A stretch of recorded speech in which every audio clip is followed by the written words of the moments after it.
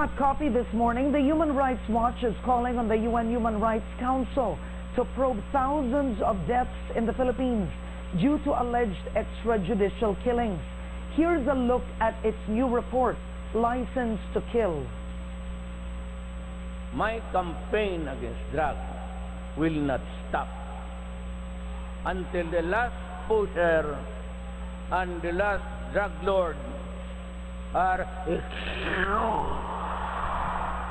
Thousands killed as President Duterte vows to rid the country of illegal drugs.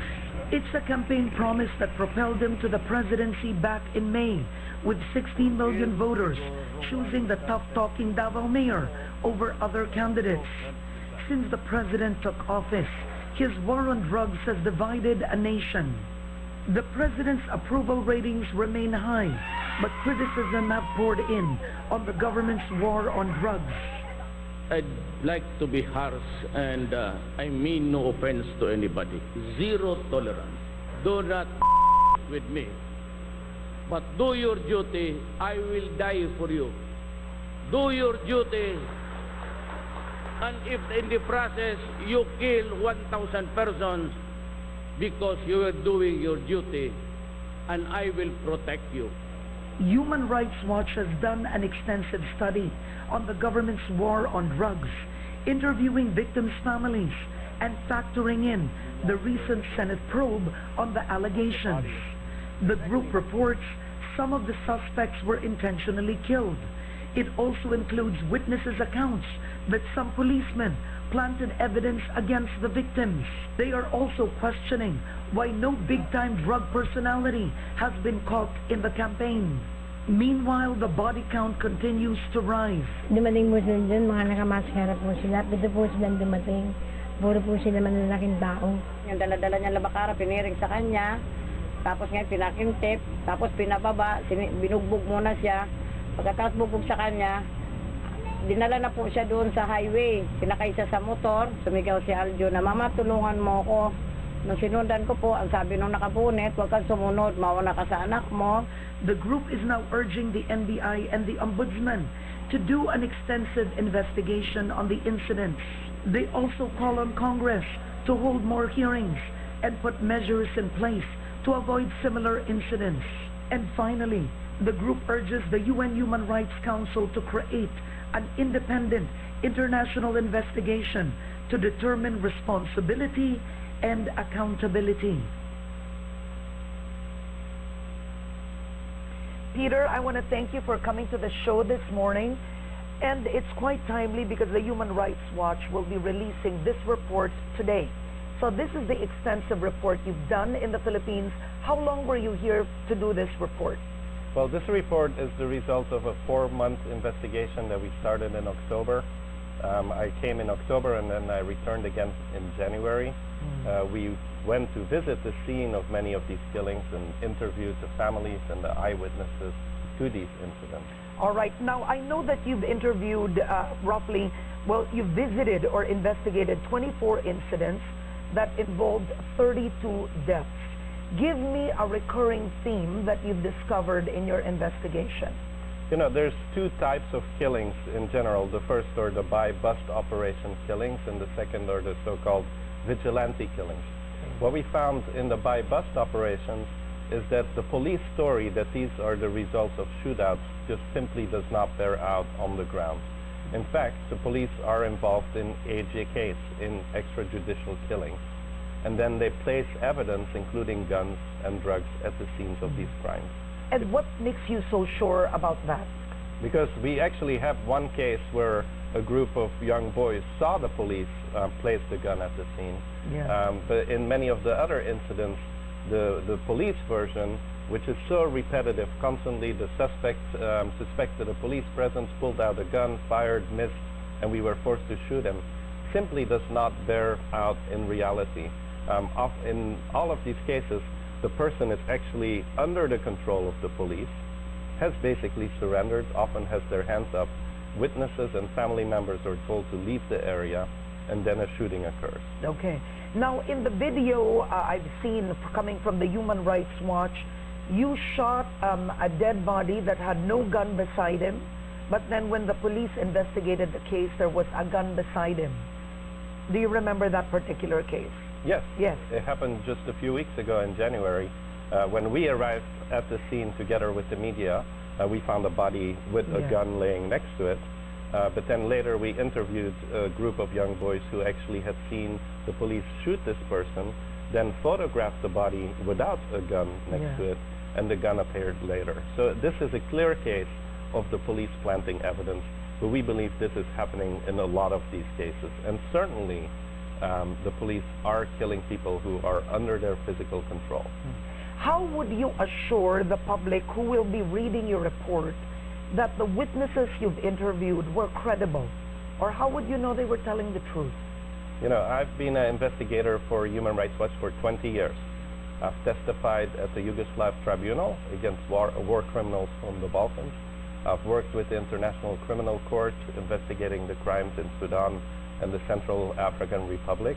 I know how to do my work. I am a criminal investigator, and we carried out our investigation with those same standards. We didn't just interview one person, we interviewed many people. We assessed the physical evidence at the scene and compared it with the police reports. And we can say with great confidence that the police are not telling the truth, that they are carrying out killings which are illegal, and not during shootouts, but against people who are in their actual custody who do not pose a threat at the moment that they are killed. Okay.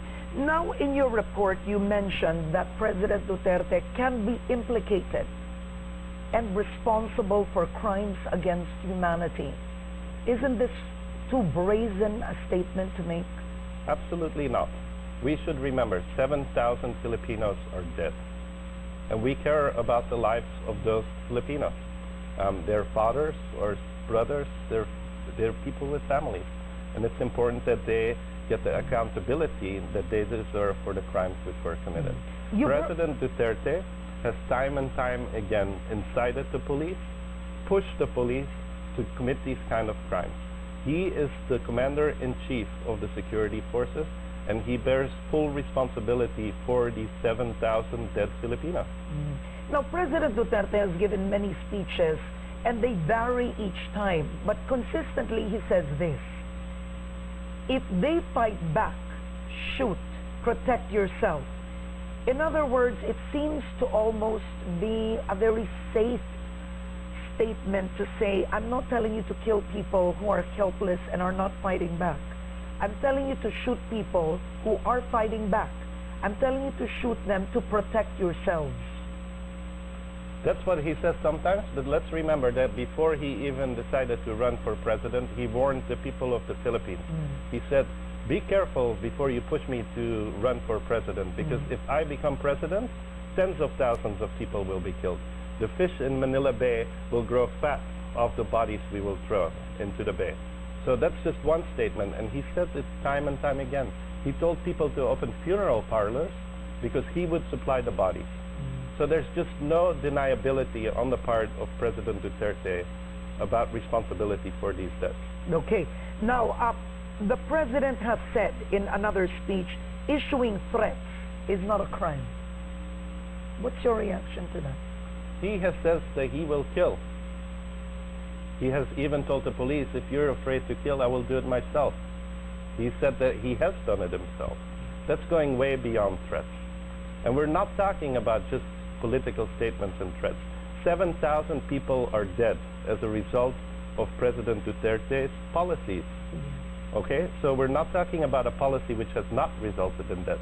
This policy has resulted in more than 7,000 people killed. And it's based on a fiction. It's based on two fictions. The first is that all of these people are drug dealers killed in shootouts when they're not killed in shootouts, and most of them are not drug dealers. They're simple Filipino people, poor. In many cases, we found that the actual drug dealers bought their way out of any problems with the police, and it's the poor shabu user who's a rickshaw driver or a porter who is the one who is killed. That's the first myth. And the second myth is that there's all of these killings being done by vigilantes in these neighborhoods. It's an absolute lie. These are killings which are also carried out by the police or with police collaboration. Because You cannot just have 4 or 5 or 10 masked men running around in Navatos killing people every night without the police knowing about it. Do you think you can drive around on 4 motorcycles with 8 people masked with guns in Navatos and get away with it? Yeah. Now, the PNP might argue with you. They have certain figures that will say that only a certain percentage of the deaths are coming from police operations. The bigger percentage are coming from vigilante killings. How would you be able to make that difference? They've already said before that people involved in crime tend to wipe each other out. Well, it's a very convenient excuse for the police to make to try to deny their responsibility for these killings. But we have actual cases from Navatos and other areas where Navatos, where people were taken into police custody or to the barangay office by the police and later found as a vigilante killing with their head wrapped in tape and things like this. Okay. So we should not separate these two categories into police by bus killings and then unidentified gunmen. There's just no way 5,000 people have been killed by unidentified vigilantes and the police hasn't caught a single one of them in the neighborhoods that are very heavily patrolled by the police. Yeah. In one of the interviews you conducted, I heard a woman say, I think it was the wake of either her husband or her son, where she said, is this the kind of president he was going to be? He's killing the poor. Yes. You know, I think the Filipino people really need to understand that this is a war against the poor. All of these killings are taking place in the poorest neighborhoods of Manila. And they're targeting people who really live on the edge of society, who are trying to survive under the most difficult circumstances. Many of them are small-time drug users, yes, but they're not big drug dealers as President Duterte tries to claim. These neighborhoods are being terrorized by the police right now.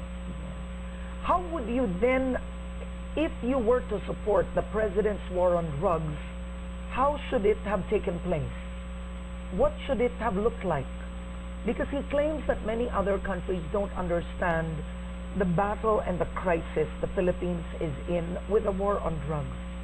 Well, first of all, Human Rights Watch has looked at this question. Yeah. And the Philippines has a drug problem, just like any other country in the world has a drug problem. But President Duterte is trying to sell this image of a country ravaged by drugs, which is really not the reality. You don't believe Australia has a worse problem with drugs than the Philippines does. The Philippines does have a drug problem, but it's not an out-of-control problem. It's the same way that President Trump of the United States tries to create this myth of the United States under attack by Islamic terrorists who want to come as refugees. But it's really important. Short of that, I want to ask because you. we looked at the drug usage rates in the Philippines and we compared them to other countries.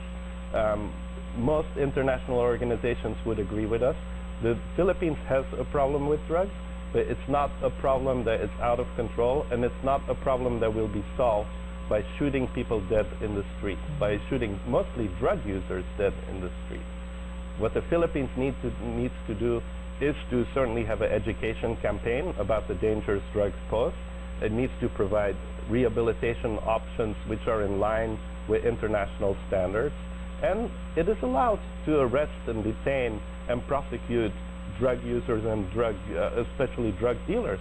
But what it is not allowed to do is for the police to be judge and executioner without any due process, shoot people dead in the street. Coming from your study, would you then define the deaths as, because EJKs, many identify that it would have to be state-sanctioned. Would you say this is state-sanctioned or state-inspired? Is there a difference to you? I think we are playing games with the language to try to make that distinction. There are several things that are very clear in the Philippines right now. This is a policy which has been inspired by President Duterte. He promised it as his main election campaign slogan, and he's implemented it as president. And it's a policy which is being protected by the people around him, including the Justice Minister and the Attorney General, who have refused to carry out any serious investigations into the crimes committed. And that means that the inner circle of people is accountable for the crimes which are being committed. Because they don't just have an obligation not to order their police to commit crimes. Once they know about these crimes, and certainly this is a general knowledge, they have an obligation to stop them. And that's why a lot of, when I go to testify in The Hague, most of the prosecutions are not for the crimes which were committed, but for the failure of the leader to stop those crimes once they knew about them. You know, oftentimes I'm asked, when you sent the president this report, did you get a receipt that he received it? Because once he reads this report and he doesn't take actions to stop it, he becomes liable for prosecution. As a president... Have you sent this to President Duterte? He will receive a copy of this report, yes. Okay. And will you need to receive an acknowledged, I read this copy? We will make sure that we get an acknowledgement that he received the report. If he ignores it... I'm sure he will respond to it in quite profane language. Yeah, but are you trying to tell us that if he doesn't choose to read it, he may be held accountable for that? I'm sure he will be familiar with the contents of the report. Yeah. And we hope that he acts on it. You know, if he really loves the Filipino people, we can deal with this drug problem in a more civilized way. I think what you need to explain is exactly, for those who are watching, what exactly is the power of the Human Rights Watch in taking someone like President Duterte to court? Well, Human Rights Watch is an international human rights organization. We investigate war crimes and crimes against humanity around the world. Because someone might be thinking there's so many human rights advocates in the world. What makes this any different? Well, I was in Geneva last week, and we asked the diplomats to attend a briefing about our findings in this report at the Palace of the United Nations, and the room was overflowing with ambassadors. They were standing up around the room, and we will hold another briefing for them in Geneva next week, because we're calling for an international investigation into what is happening in the Philippines today. So take me through the process. Using this report, can you already take President Duterte to an international court or not yet? Not yet. Okay. There's some steps to be taken.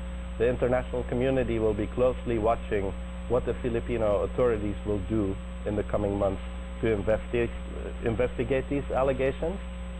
If the Filipino authorities start to carry out serious investigations into these crimes and hold people accountable, there will be no need for the International Criminal Court or other institutions to become involved. But then who can take him to the International Criminal Court? I'm curious. He will basically end up taking himself to the International Criminal Court if he continues to make these outrageous statements, if he continues to incite his police to carry out killings. So no one has to file a case? No country, no person, no organization? The Philippines are already part of the International Criminal Court. They have agreed to the jurisdiction of the International Criminal Court. That court will only become involved if the Philippines authorities fail to investigate crimes of this scale. And clearly, with Senator De Lima being arrested on political charges, the Attorney General backing the war on drugs, there's no sign at the moment that those kind of domestic investigations will take place. Okay. Now the PNP have suspended Oplan Tokhang. I'm sure you're familiar with that. It's the door-to-door, supposedly, of checking, is there a drug user who lives here? Would you first want to surrender, rehabilitate yourself? That was the first idea of Oplan Tokhang. The PNP has already suspended that for now, and they're focusing on internal cleansing. Does that help? Well, I want to speak directly to the PNP commanders and officers. It's really important that they do not carry out illegal orders.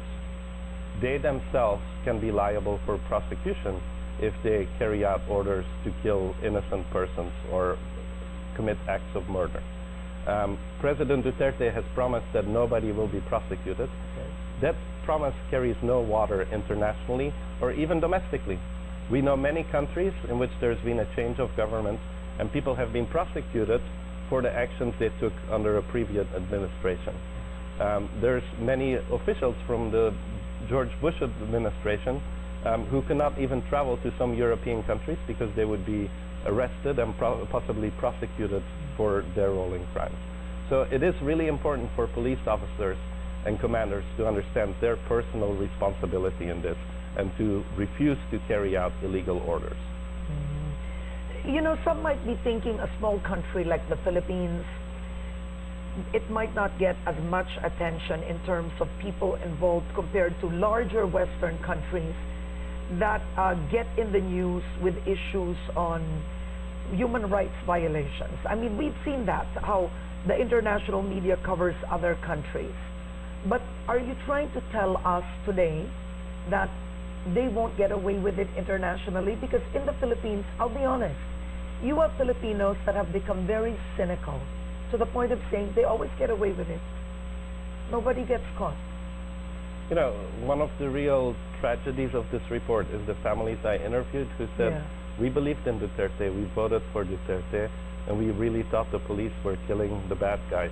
And it's not until our relative was killed that we realized innocent people were being killed. You know, I think Filipinos need to understand that their government is actually lying to them right now about what is happening on their streets. And especially for many middle or upper class Filipinos, they don't see the drug war directly because it's happening in poorer neighborhoods. They only read daily reports of the police engaging in shootouts and killing bad guys. That's actually not what is happening in these neighborhoods.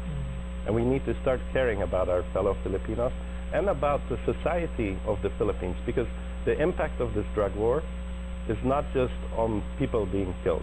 It's also on the very structures, the civil society of the Philippines.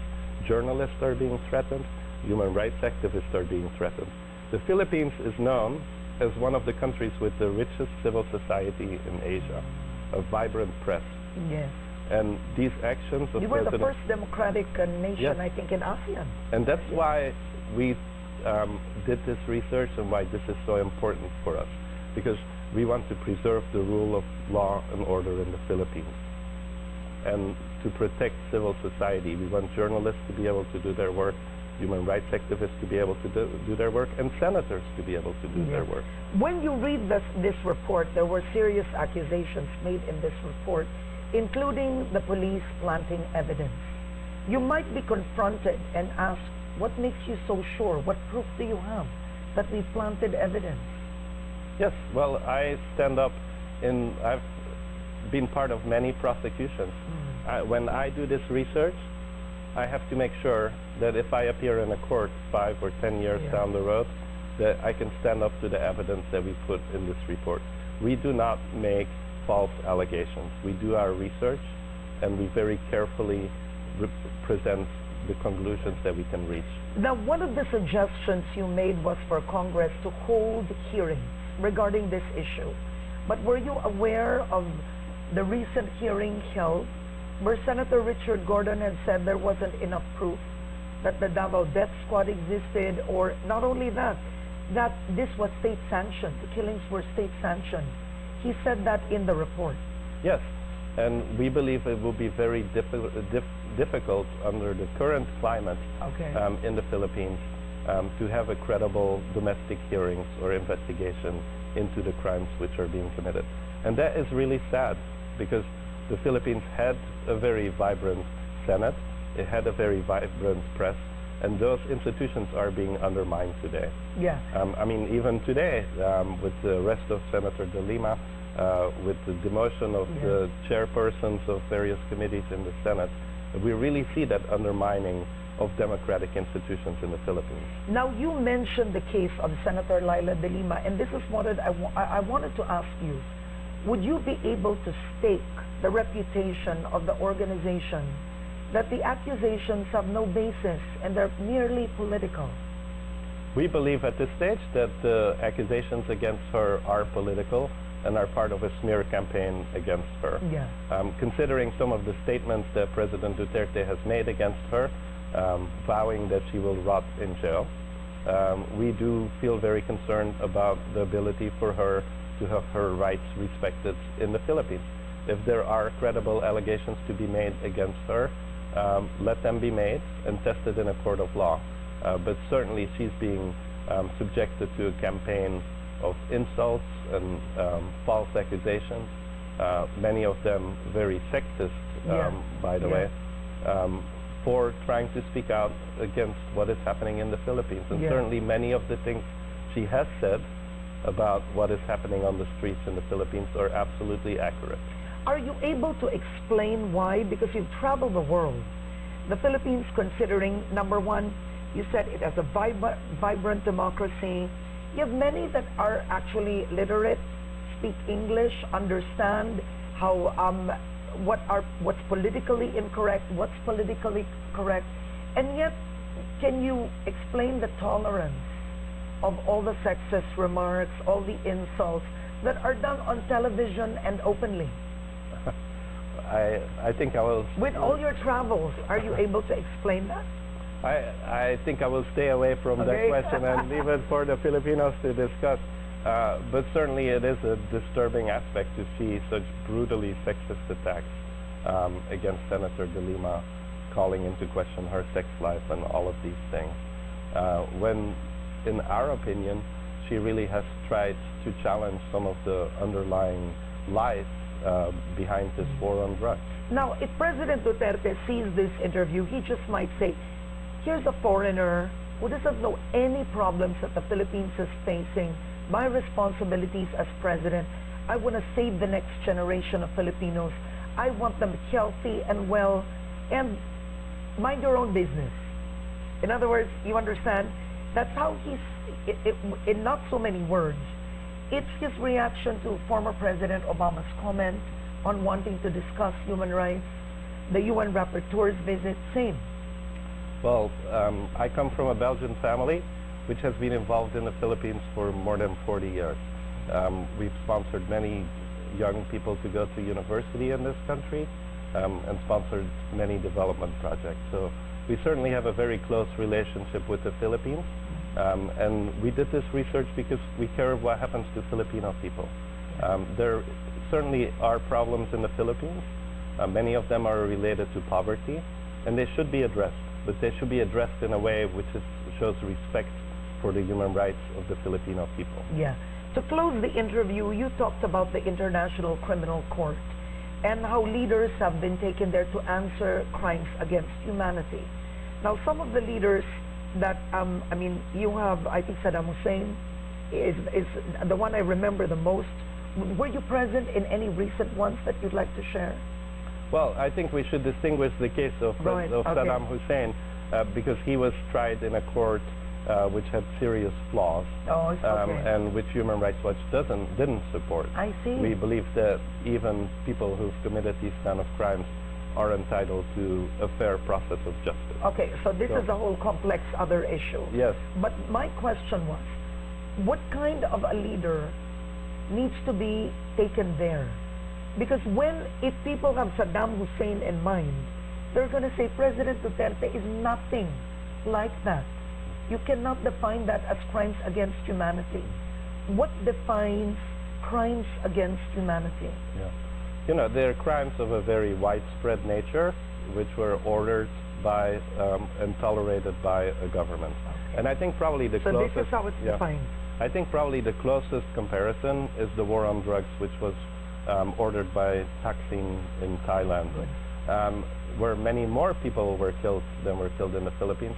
And it continues to be a defining issue of the Thaksin era. One of the many reasons why Thaksin cannot return to Thailand is because he would probably be put on trial for the many killings who took place of drug suspects during his reign. So I think it is an important lesson, an important warning. Also, it's happened with many Latin American regimes which committed abuses against their people, mostly in the so-called fight against rebel groups, which disappeared thousands of people. And those people, the commanders, are actually being held accountable today, decades after these abuses took place. People do not forget, and people want accountability for these kind of atrocities. So what you're saying is if justice may not be served during his term, this serves as a warning that after his term, he may be called to court. Certainly, but the most important thing is what happens tomorrow. Yes. That these kind of killings have to stop. Justice is important, and it will happen down the line, but most importantly, we need to remember that 7,000 Filipinos are dead as a result of this policy, which has had very little impact on the drug problem in the Philippines, and we need to stop the killings now. If you had a chance to speak to President Duterte, if I were him right now, how would you convince him that you weren't the enemy, or you just weren't out to, in other words, criticize or destroy his actual vision of cleaning up the country? What would you tell him? I would tell him that his policy is not in the interest of the Philippines or the Filipino people. That we acknowledge that there is a problem with drugs in the Philippines, like there is in many other countries. And instead of isolating the Philippines and himself from the rest of the world, that we should work together to try to solve this problem by the best practices that have been developed around the world, by providing people with rehabilitation. There are ways to deal with the drug crisis other than killing people in the streets and committing acts of murder. All right, on that note, I want to thank you so much for doing this interview. Thank you very much. Thank you.